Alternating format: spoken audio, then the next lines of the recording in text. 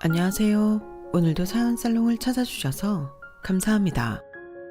대학생 아들을 둔 40대 여성이에요. 부모복 없는 년은 남편복도 없다고 하죠.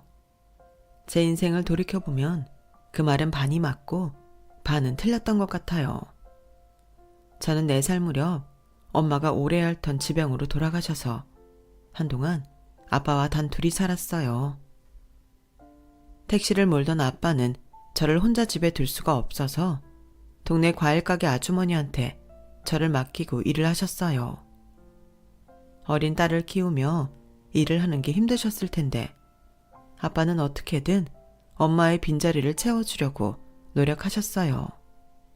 아침마다 커다란 손으로 끙끙거리며 제 머리를 묶어주셨고 서툰 솜씨로 제 입에 맞는 반찬을 만드시느라 고생하셨죠.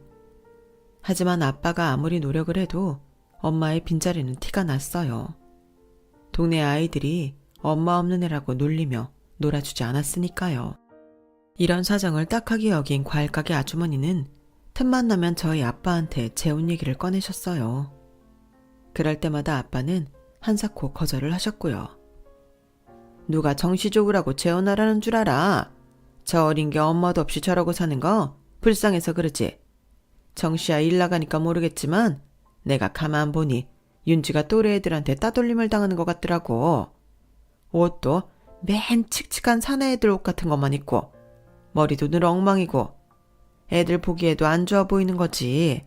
그러니까 싫다고만 하지 말고 진지하게 생각 좀 해봐. 애 엄마 떠난 지도 벌써 3년이 다 돼가잖아. 3년상 치렀다 셈치고 이제 슬슬 윤지한테 새엄마 만들어 주라고. 모르긴 해도 윤지 엄마도 그걸 바랄 거야. 그동안 재혼 얘기라면 귓등으로 듣던 아빠는 제가 따돌림을 당한다는 말에 정신이 번쩍 든 모양이었어요. 윤지야, 윤지는 새엄마가 생기면 어떨 것 같아? 아침에 머리도 예쁘게 따주고 윤지 좋아하는 돈가스도 맛있게 만들어주는 엄마 말이야. 좋아. 나도 엄마가 생기면 친구들처럼 놀이터도 같이 가고 친구들한테 자랑도 할 수 있고 그러니까. 근데 우리 집에 새엄마가 온대? 윤지가 원하면 올 수도 있지. 그래? 그러면 빨리 오라 그래. 나도 엄마 손잡고 다니고 싶어. 철없던 저는 그저 친구들 엄마가 부러웠던 탓에 아바를 졸라 엄마를 빨리 데려오라고 닥달을 했어요. 그런 저 때문이었는지 아빠는 주변에서 소개해주는 선자리에 빠지지 않고 나가기 시작했죠. 그러다 제가 7살이던 가을, 아빠는 재혼을 하셨어요. 새엄마 역시 결혼에 한 번 실패한 분이셨는데 저보다 2살 어린 아들을 키우고 계셨어요. 두 분 모두 자식을 위해 하루빨리 안정된 가정을 꾸리고 싶으셨던 터라 결혼식도 생략하고 바로 살림을 합치셨죠. 새엄마가 살던 집은 우리 집보다 좁아서 새엄마와 동생이 저희 집으로 들어와 살게 되었어요. 하루아침에 엄마와 남동생이 생긴 저는 갑작스러운 변화가 두렵기보다는 오히려 신이 났어요. 아빠랑 둘이 살 때는 집이 너무 썰렁해서 혼자 있기 무서웠는데 이제는 밖에서 놀다가 들어와도 언제나 집을 지키고 있는 엄마가 있어서 안심이 됐거든요. 남동생도 저를 제법 잘 따라서 재혼 가정임에도 불구하고 우리 집은 별탈 없이 지낼 수 있었어요. 물론 새엄마가 저를 진짜 딸처럼 생각하지는 않는 것 같았어요. 남동생이 잘못했을 때는 주의도 주고 혼도 내곤 하셨는데 제가 잘못했을 때는 무표정하게 한숨만 쉬시고는 그냥 넘기곤 하셨거든요. 뿐만 아니라 단 한 번도 저를 안아주신 적도 없고 대중 목욕탕에 데려가 주신 적도 없었어요. 남동생은 아침 저녁으로 끌어안아 주시고 볼도 비벼주시고 하셨는데 말이죠. 새엄마와 달리 아빠는 남동생과 친해지려고 노력을 많이 하셨어요. 쉬는 날엔 남동생을 데리고 대중 목욕탕에도 가시고 공원에서 캐치볼도 해주셨거든요. 그래서인지 남동생도 저희 아빠를 참 잘 따랐어요. 하지만 그러면 그럴수록 저는 혼자 따돌림을 당하는 기분이 들어서 더 외롭게만 느껴지더라고요. 이 집에서 나 하나만 없어지면 완벽한 가족이 완성될 것만 같다는 생각을 할 정도로요. 그렇다고 아빠의 재혼이 싫었던 건 아니에요. 다른 건 몰라도 이거 한 가지만큼은 확실히 좋았으니까요. 그건 바로 빨래 냄새였어요.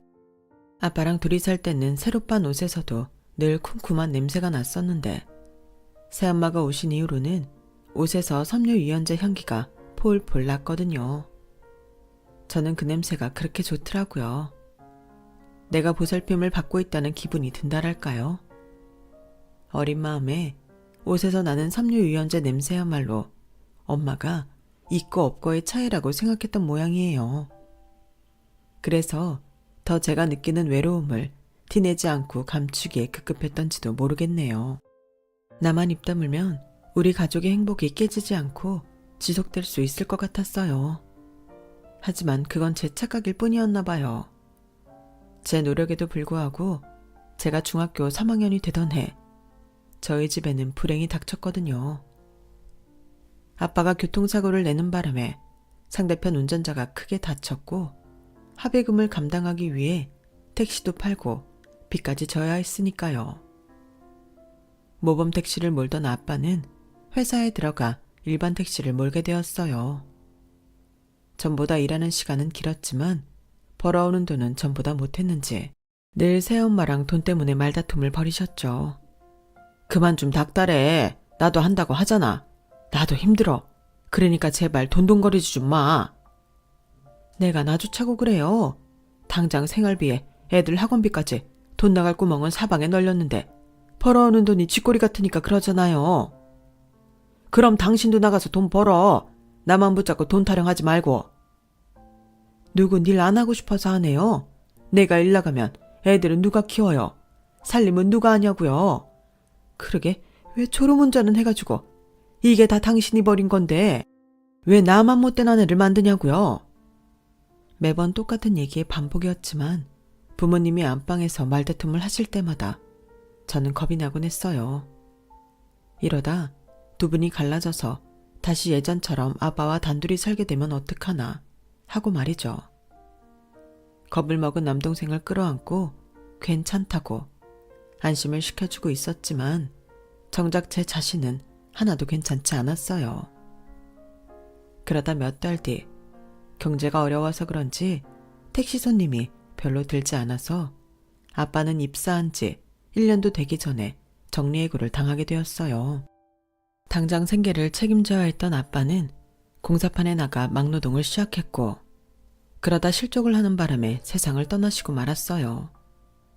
평소와 똑같이 식구들이 잠든 새벽에 혼자 일을 나가셨던 아빠였는데 밤이 되자 아빠 대신 아빠의 부고가 날아든 거였죠. 저를 비롯해 새엄마와 남동생은 느닷없이 찾아온 아빠의 죽음이 실감이 나지 않았어요. 그래서 장례식장에서도 넋이 나간 사람들처럼 영정 앞을 지키고 있을 뿐이었죠. 아빠와 함께 일을 하시던 분들 얘기에 따르면 명백히 안전장치 소홀로 인한 산재였어요. 하지만 사측 입장은 완전히 다르더라고요. 사고 시간이 근무 시간 이후였고 아빠 온몸에서 술 냄새가 진동했다는 이유로 모든 건 술에 취해 공사장에 무단 침입한 아빠의 잘못으로 발생한 인재라는 거였죠. 아빠를 잃은 슬픔도 잠시. 장례식장에 찾아온 사측 변호사는 새엄마가 아빠 보상금 얘기를 하자 뜻밖의 말을 꺼내놓았어요. 개인의 부주의에 따른 사고로 인한 브랜드 이미지 실추와 공사 지연에 따른 피해 보상금을 청구하겠다고 말이죠. 그쪽 남편이 술 마시고 떨어져 죽은 걸 누구 탓을 합니까? 자꾸 피해자 코스프레를 하시는데 이번 사고로 가장 피해를 본 건 회사라고요. 그러게 작업이 끝났으면 곱게 집으로 돌아갈 일이지 뭐하러 술까지 마시고 작업장에 들어와선 사고를 냅니까? 탓을 하려거든 아주머니 남편을 탓하세요. 사측 변호사와 함께 장례식장을 찾아온 공사반장은 쩌렁쩌렁하게 울리도록 소리쳤어요. 사람이 죽었는데 장례식장에 찾아와서는 고인의 명복을 빌지는 못할 망정 오히려 죽은 내 아빠 탓을 하는 걸 보자 속에서 뜨거운 무언가가 솟아오르는 기분이었어요. 그래서 저도 울먹이며 소리쳤죠. 아저씨가 봤어요? 우리 아빠가 술 마시는 거? 우리 아빠 술 못 마셔요. 몸에서 알코올 분해가 안 돼서 마시고 싶어도 술 못 마신다고요. 그리고 그 공사장 야간 작업도 하잖아요. 우리 아빠도 일주일에 2-3번은 꼭 야간 작업하고 오신 거 제가 똑똑히 기억한다고요. 우리 아빠 야간 근무하다가 사고 당한 건데 왜 아니라고 거짓말해요? 아니 이 조그만 게 어디 어른들 얘기하는데 끼어들어. 너 저리 안 가. 공사반장이 저를 떠밀려 하자 새엄마가 제 앞을 막아서며 말했어요. 갈 거면 당신들이 가. 왜 내 남편 장례식장까지 찾아와서 마지막 인사도 못하게 방해하는 거야? 자꾸 이렇게 내 남편 탓으로 몰아가면 우리도 장례 멈추고 부검할 거야. 부검해서 내 남편이 정말 술을 마셨는지 따져볼 거라고. 만약에 부검 결과가 술 마신 거 아니라고 나오면 나 당신들 가만 안 둘 거라고. 처음 어른들 앞에서 소리를 칠 때만 해도 아직 세상 물정 모르는 18살 고등학생이 어디서 끼어드냐고 새엄마한테 한 소리 들을 줄만 알았어요. 그런데 오히려 엄마가 제 편을 들어주시자 처음으로 내가 혼자가 아니라는 생각이 들더군요. 이날 처음으로 한편이 된 우리 모녀 덕분에 상황은 완전히 뒤집어졌어요.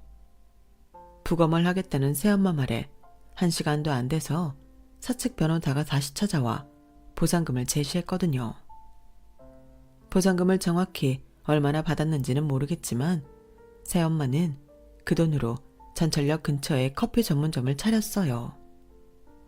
안 그래도 아빠가 돌아가시고 당장 먹고 살 길이 막막했던 터라 새엄마는 하늘이 도왔다며 안도하셨죠. 달라진 생활만큼이나 아빠의 죽음으로 저는 입장이 곤란해졌어요. 따지고 보면 저는 새엄마와 아무 사이도 아닌 거니까요. 남동생과도 마찬가지고요. 아빠 때문에 가족으로 살기는 했지만 피 한 방울 안 섞인 상황이라 이 집에 남아있는 게 여간 불편한 게 아니었어요. 그렇다고 새엄마가 딱히 뭐라고 하지 않았는데도 괜히 눈치가 보였거든요. 그런 제 마음을 알아챘는지 하루는 새엄마가 그러시더라고요. 네 아빠가 돌아가시긴 했지만 그렇다고 달라질 건 없어. 호적상에는 네가 내 딸로 되어 있으니까 형식상으로라도 넌 내 딸이야. 너도 알다시피 난 너한테 기대하는 거 없다. 그러니까 너도 나한테 엄마 노릇 기대하지 마. 그냥 한 집 오가나서 한솥밥 먹고 사는 식구라고 생각하자. 그건 지금까지 살아온 것처럼 살자는 얘기나 다를 바가 없었어요. 새엄마도 저를 딸로 생각 안 했던 것처럼 저도 새엄마를 진짜 엄마라고 생각한 적이 없으니까요. 그래도 이렇게 얘기를 해주시니 고맙더라고요. 달라질 게 없다는 건 앞으로도 제가 이 집에서 지금처럼 살 수 있다는 얘기니까요. 아, 그리고 이거 하나는 확실히 하자. 비록 이 집이 네 아빠가 남겨준 거긴 하지만 내가 배우자로 되어 있는 한 내 집이기도 해. 이건 너한테 못 돌려줘.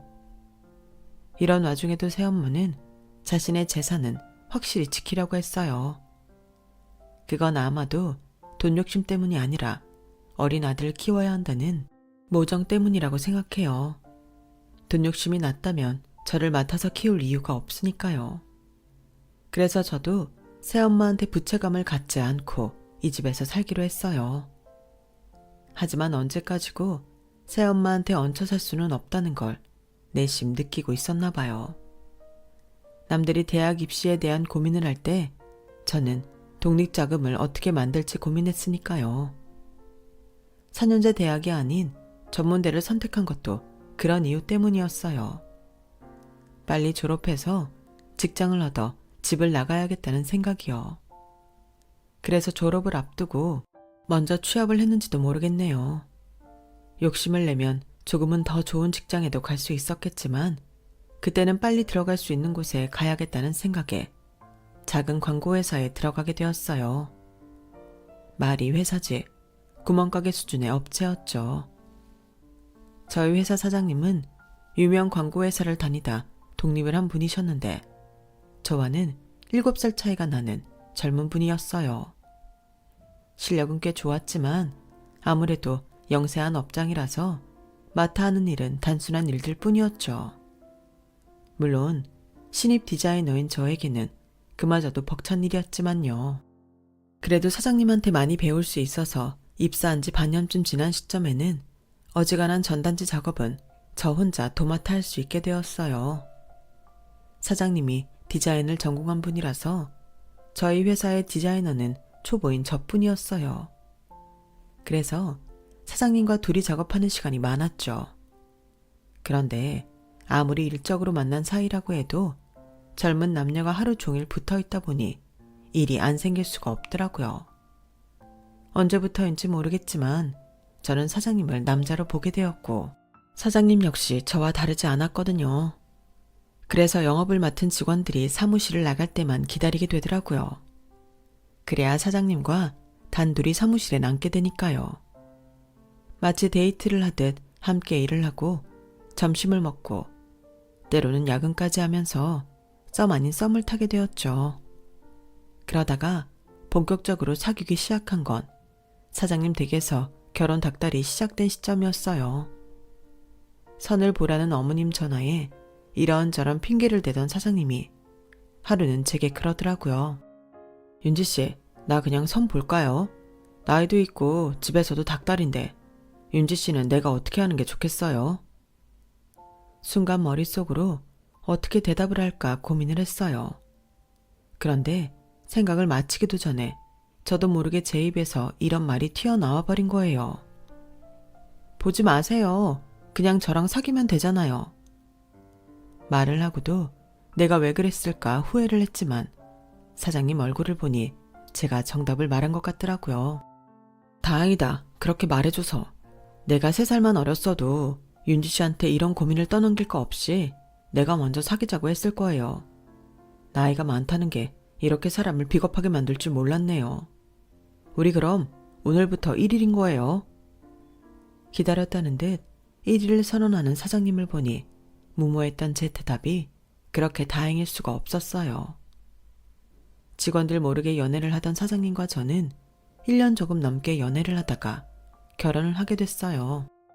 하루라도 빨리 돈을 벌어 독립을 하려고 했던 저는 독립 대신 출가를 하게 된 거죠.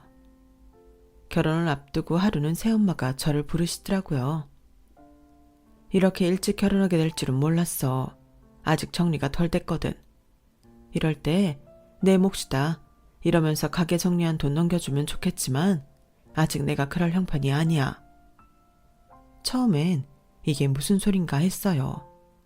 알고 보니 새엄마는 아빠가 돌아가셨을 때 받은 보상금을 저한테 돌려주시려고 했던 모양이에요.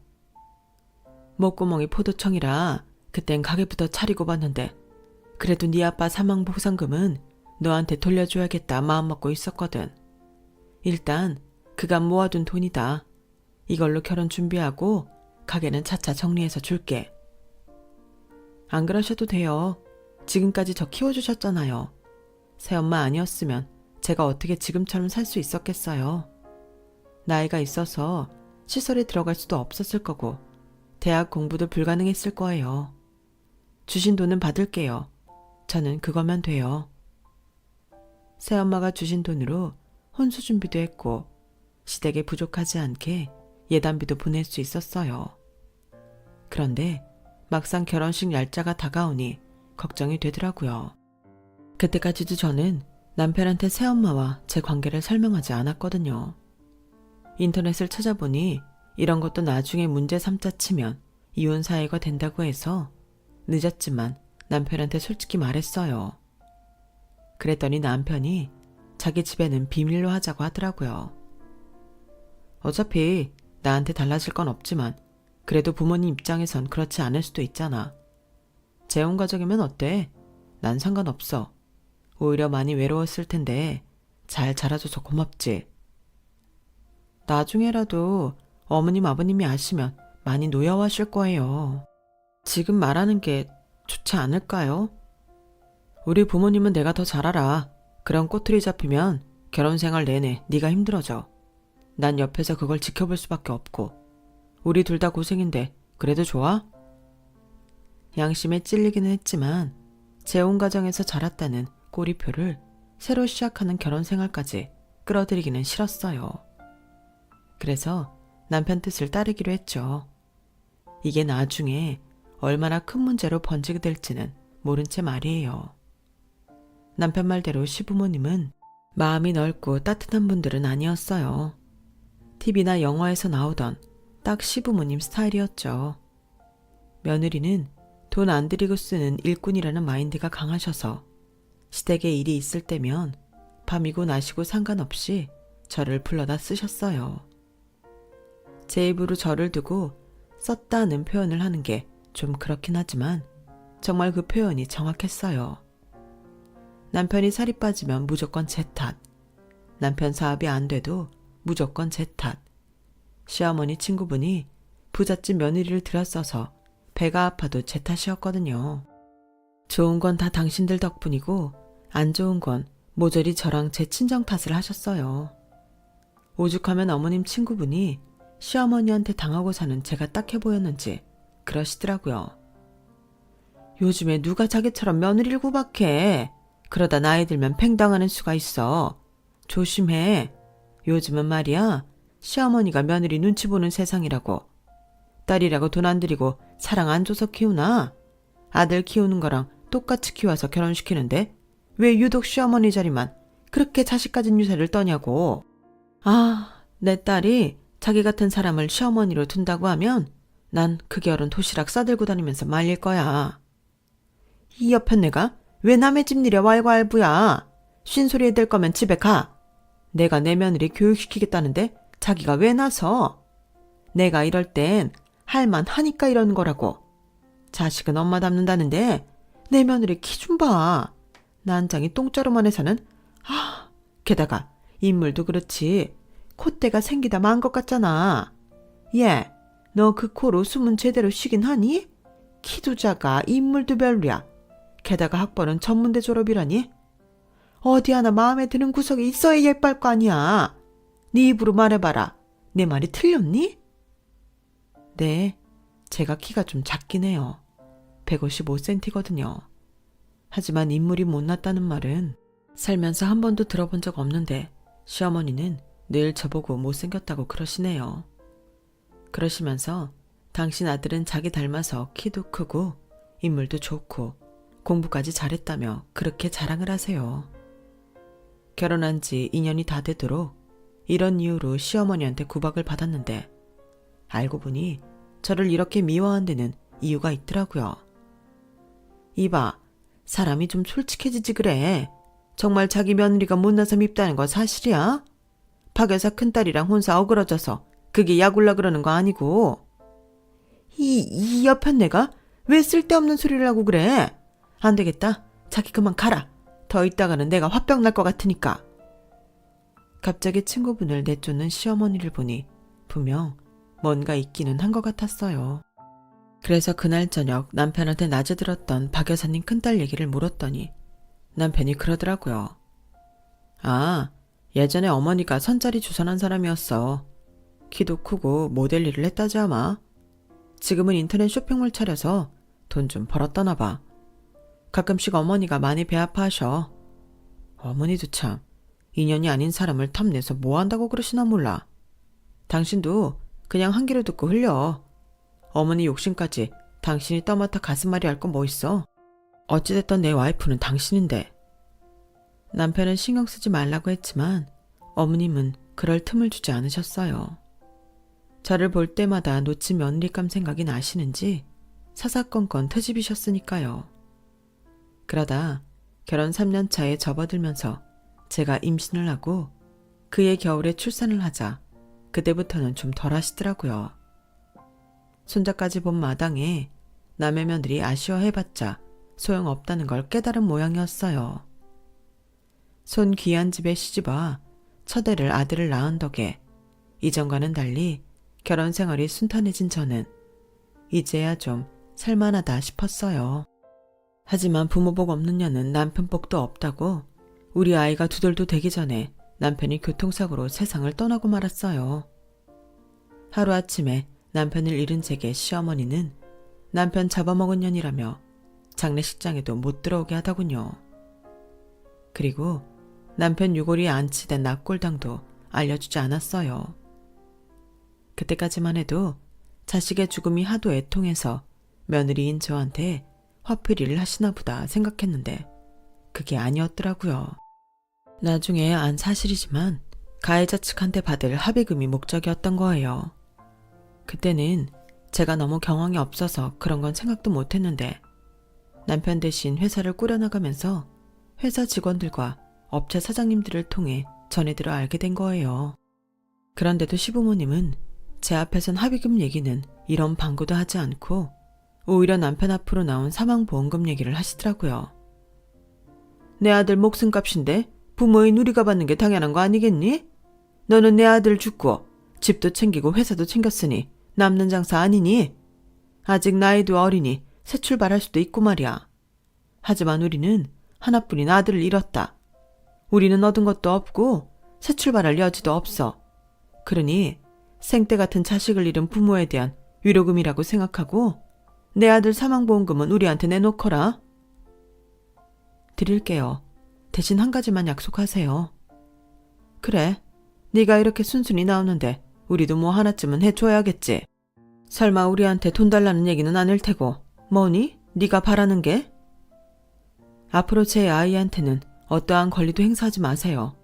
얼굴 보겠다는 생각도 하지 마시고 제사밥 얻어먹겠다는 야무진 꿈도 꾸지 마세요.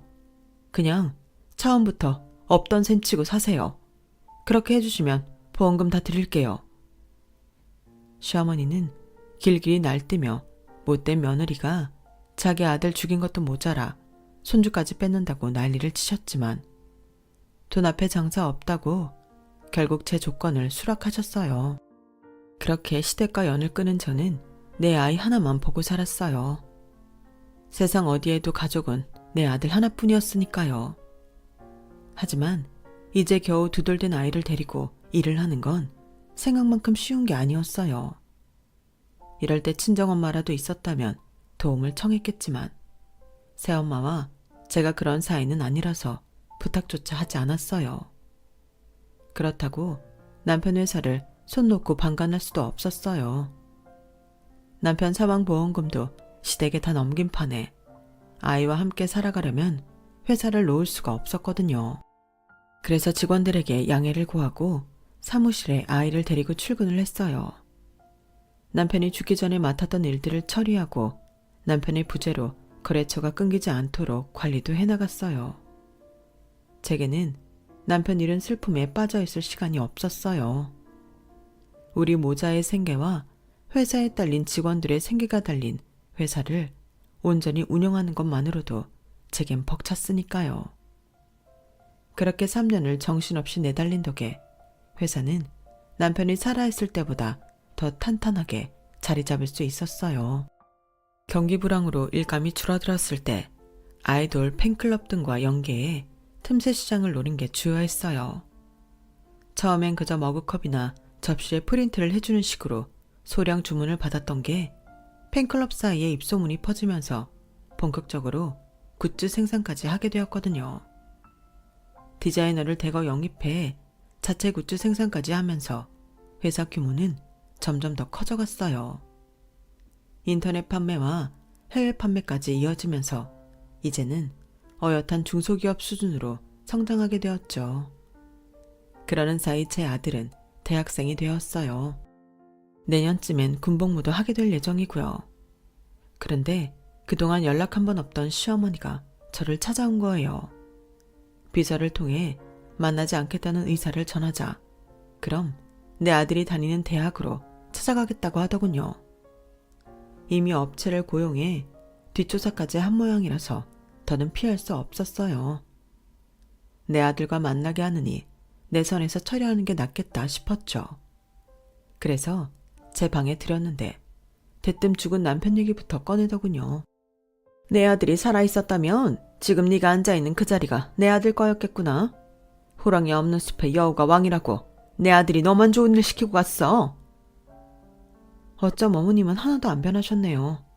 어머님 자식 잡아먹은 며느리란 소리 하려고 오신 건가요? 그런 거라면 더는 듣고 싶지 않습니다. 돌아가세요.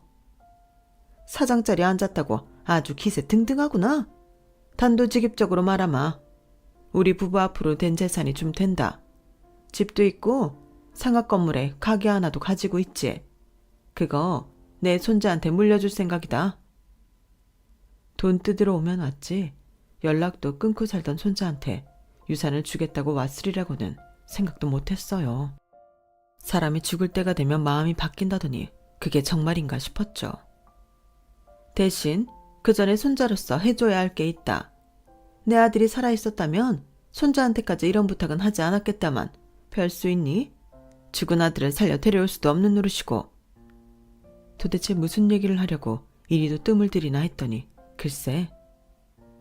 간이식 받아야 한다는구나. 자식도 앞서 보내고 남편마저 먼저 떠나보낸 마당에 사는 게 무슨 의미냐 했다만 그래도 개똥밭에 굴러도 이승이 좋은지 아직은 더 살고 싶구나. 20살이면 한창 때 아니겠니? 지 할미한테 간 좀 떼어준다고 무리가 갈 나이도 아니니 말이다. 공짜로 달라는 것도 아니니 거절은 하지 마라. 세상에, 그러니까 유산 챙겨줄 테니 내 아들 간을 달라는 얘기였어요. 그 말을 조금도 미안한 표정 없이 해대는 꼴을 보고 있자니 속이 뒤틀리고 욕지기가 일더군요. 이게 무슨 개떡 같은 소리예요. 지금 돈 줄 테니 내 아들 간을 내놓으란 소립니까? 어머님은 어쩜 그렇게 한결같이 뻔뻔하세요? 이날 이때까지 내 아들 키우는데 우유 한 병 안 사준 사람이 이제 와서 간을 달라는 말이 그렇게 쉽게 나옵니까? 당신이 그러고도 할머니란 소리 할 수 있어요? 돈 주신다고요? 돈이라면 나도 남부럽지 않게 가지고 있어요. 당신 돈 따윈 필요 없다고요. 그러니까 더는 우리 모자 인생에 끼어들 생각 마세요. 죽을 때까지 그 알량한 푼돈이나 껴안고 사시라고요. 어머님은 자식 잃은 슬픔도 돈으로 해결할 수 있는 사람이잖아요. 그래서 내 남편 죽었을 때도 돈 챙길 생각보다 했던 거잖아요. 그때 어머님 욕심 때문에 나랑 내 아들이 어떻게 살아남았는 줄 알아요? 남편이 남긴 회사 지키려고 살던 집 전세 빼서 사무실 창고에 전기요 깔고 살았어요. 냉기도는 바닥에서 기어다니는 내 새끼 보면서 내가 피눈물을 흘렸다고요. 그때 어머님은 아들 사망 보험금으로 따뜻한 방에서 돈 걱정 않고 사셨잖아요. 어머님이 좋아하는 돈 끌어안고 사셨잖아요. 그러니까 죽을 때도 그 좋아하는 돈 잘 끌어안고 가세요. 부고도 알리지 마시고 돈에 파묻혀 조용히 가시라고요. 경고하는데 지금 이 순간부터 내 아들 앞에 그림자라도 건드렸다간 그 알량한 돈도 다 뺏어버릴 테니까 가서 숨죽이고 사세요. 자식도 남편도 손자도 없이 돈만 남은 그 집구석에서 돈이나 세면서 죽을 날을 기다리라고요. 아셨어요? 20년 가까운 세월이 흘렀음에도 가슴에 응어리진 마음이 풀리지 않았던 저는 시어머니를 매몰차게 내쫓았어요. 살기 등등한 제 모습 때문이었는지 아니면 오래전 내 남편 사망보험금을 뺏어가며 작성한 각서 때문에 돈을 뺏길지 모른다는 두려움 때문인지 시어머니는 그 후로 저나 제 아들 앞에 나타나지 않았어요. 이제는 다 지난 일인데도 여전히 겨울만 되면 힘들었던 시절이 떠오르곤 해요. 어떻게든 회사를 살려보겠다고 전세 보증까지 뺏어 넣었지만 경기 불황으로 일감은 줄어들고 매달 돌아오는 직원들 월급날이 제 목을 조이는 올가미처럼 느껴지던 때였죠. 사무실 냉골 바닥에 깐 전기장판과 전기 스토브 하나로 추운 겨울을 보내야 했던 저희 모자를 구해준 건 새엄마였어요. 우리 아들이 폐렴으로 병원에 입원해야 했는데 제 수중엔 10,000원짜리 한 장이 없더라고요. 이미 직원들 월급도 밀린 상황에 어디서 돈을 구할 수도 없었죠. 그래서 마지막 수돈으로 새엄마한테 전화를 걸었어요. 제 남편 장례식 때도 연락조차 안 했던 터라 제 부탁을 들어줄 리 없을 거라는 생각을 했는데 제 오해였더라고요. 새엄마가 제 전화를 끊고는 바로 병원으로 달려오셨거든요. 새엄마 덕분에 병원에서 적절한 치료를 받은 제 아들은 며칠 뒤 무사히 태어날 수 있었어요. 새엄마는 회사 사무실 창고에서 살고 있는 저희 모자를 집으로 데려가셨어요. 죄송해서 쭈뼛대는 저를 보시고는 버럭 소리를 치시더라고요. 넌 엄마가 돼서는 자식을 위해서 이 정도 상황도 못 버티니? 난 내 아들 먹여 살리자고 어린 너한테 네 아빠 집까지 뺏은 사람이야. 이렇게 모진 짓도 서슴치 않고 했는데 넌 이 정도 일도 못 참아? 염치가 없으니까 그러죠. 팔자 좋은 소리 한다. 창피한 게 무슨 소용이야? 내 새끼 먹여 살리는 게 먼저지. 잔말 말고 회사 사장 좋아질 때까지 여기서 지내. 어떻게 어린 걸 그 차가운 바닥에서 키울 생각을 해? 그리고 내가 전에 말했잖아. 네 아빠 보상금은 너한테 돌려주겠다고. 그때 네가 가게 안 뱉고 놔둬준 덕에 나 그동안 돈도 많이 벌었다. 그때 못 준 돈 이번에 해줄 테니까 그거 가져가서 회사부터 살려. 회사가 살아야 너랑 네 자식도 살 거 아니야. 제발 마음 굳게 먹고 살아 이거사. 엄마가 되는 게 뭐 쉬운 일인 줄 알았니? 네 새끼 제대로 키워내려면 넌 한참 더 뻔뻔해져야 돼. 새엄마의 현실적인 조언 덕에 저는 그 어려운 시기를 이겨낼 수 있었어요. 그래서 지금도 새엄마를 만날 때면 그날 일이 떠올라 가슴이 뭉클해지곤 한답니다. 비록 제게 그리 살갑지는 않았어도 제 인생에서 가장 힘들고 어려운 순간마다 나타나 저를 도와준 새엄마를 생각하면 제가 부모복이 없는 것만은 아니란 생각이 드네요. 아니, 오히려 부모복이 있는 거겠죠. 이제는 오히려 마음 편히 늙음하게 친구 같은 엄마라고 생각하며 서로를 위해서 살아보려 합니다. 저를 따뜻하게 만들어준 새엄마도 따뜻하게 해드려야겠죠. 지금까지 제 사연을 들어주셔서 감사합니다. 항상 건강하세요. 여러분, 사연 댓글에 응원과 현명한 조언 부탁드려요. 좋아요와 구독은 저에게 큰 힘이 됩니다. 오늘도 좋은 일 가득하세요.